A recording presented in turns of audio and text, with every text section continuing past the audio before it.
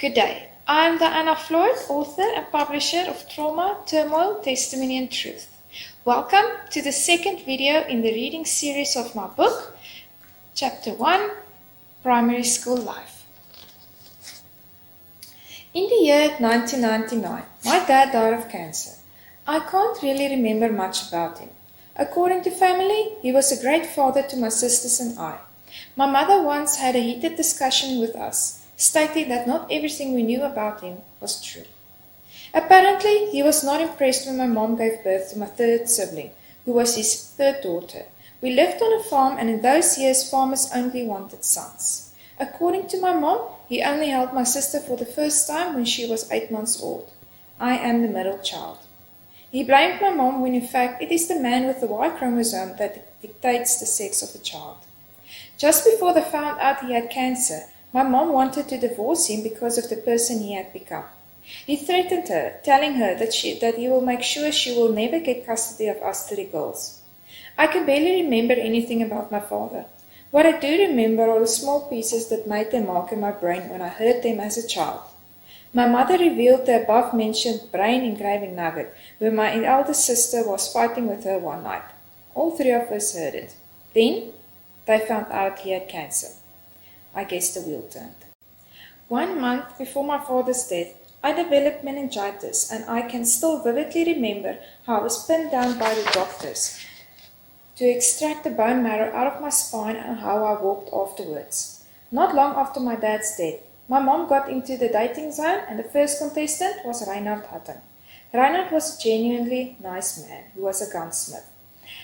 I went fishing and hunting with him on a few occasions. Neither my sisters nor my grandparents liked him, much as I felt he was too old for my mom. I think she left him because of pressure from other people. He looked after mom well, and I never saw any problems. A friend of my mom's, Stephen McDonald, worked in our farm shop at the time.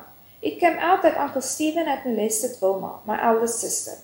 When my mom found out, she was of course in a state. I can still see her crying by the dressing table while doing her hair. She was angry that Vilma didn't tell her. Apparently he had abused me too. I don't have any distinct memories of this. I was aged between 6 and 8.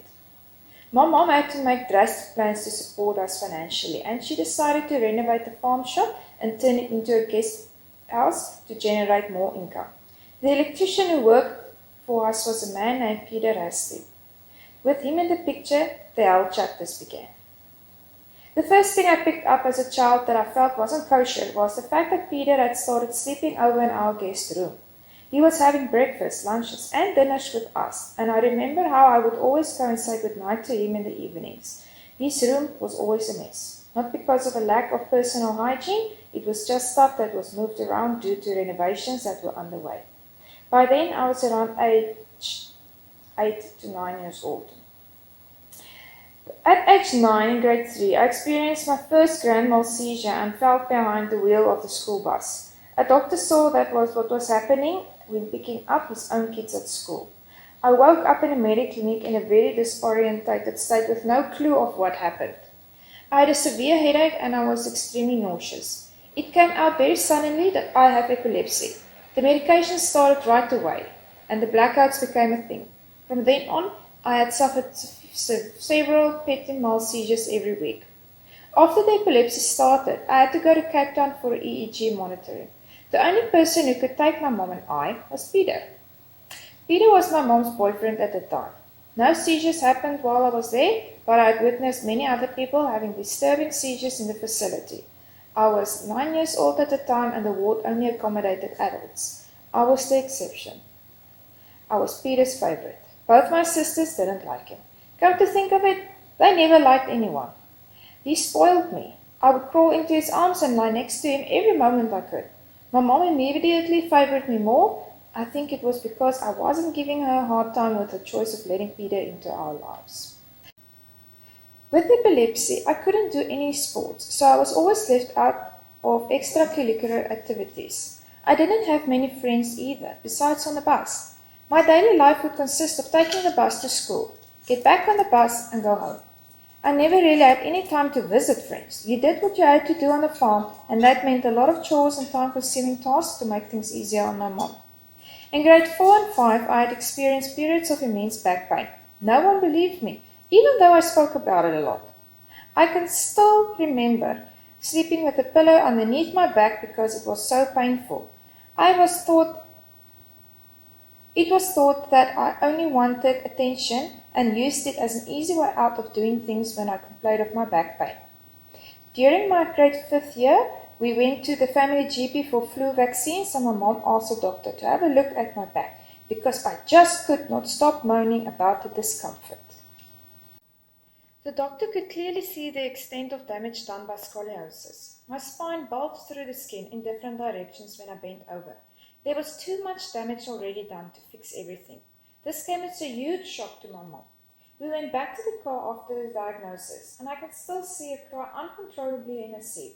In hindsight, I know that her crying was from her feelings of guilt, as well as the dire state of her finances. Here comes the fun part. Peter knew that my mom didn't have the means to pay for my back operation and that she had no means to take us to Cape Town where it had to be done. He quickly became very caring of us. Peter was the knight in shining armor my mother needed, and he offered to take us to Cape Town. Eventually, we made our way to Cape Town and my mom got her back checked out at the same time and the doctors looked at mine. The date for my operation was already set, but a month before my operation date, the doctor had decided to do my mom's operation first and I had to wait another year. Her vertebra had started to crumble in fine pieces called degenerative disc disease. Eventually, my operation was done in grade 6 when I was 12 years old. After the operation, I experienced a lot of pain in my lower back and needed constant massaging to control the inflammation and spasms. My mom couldn't do it, so Peter had to. He took advantage of the situation and of me, as I felt his hands wander to places where there was no pain. I had to constantly move them back from my hips. I voiced my anger about it, but that would just fuel his fire even more. I had to sit on his lap with my legs over his legs as he would always lie down first. At that stage, I didn't think anything of it, but now I know that it was a sexual position. He never touched me in my mom's presence. The following year, my younger sister Eleanor needed to have her operation of her back. She was also diagnosed with scoliosis. My mom stayed in Cape Town with her, and Peter looked after Wilma and I. Wilma was dating Henry at the time. Henry was also on the farm. She spent most of her time with Henry, not knowing what was going on at home. I did tell her about the abuse, but can't remember what her response was. Peter did all he could to get his hands under my clothes. He would continuously feel me up and corner me. One day, when I decided I wasn't going to take his shit anymore, he took my phone away.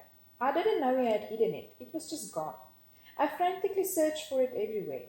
It eventually came out that he took it because he felt I was badly mannered towards him. Mom and Eleanor were still in Cape Town at the time. I had to go sit on Peter's lap again and French kiss him 40 times. He put his tongue in my mouth each time he kissed me.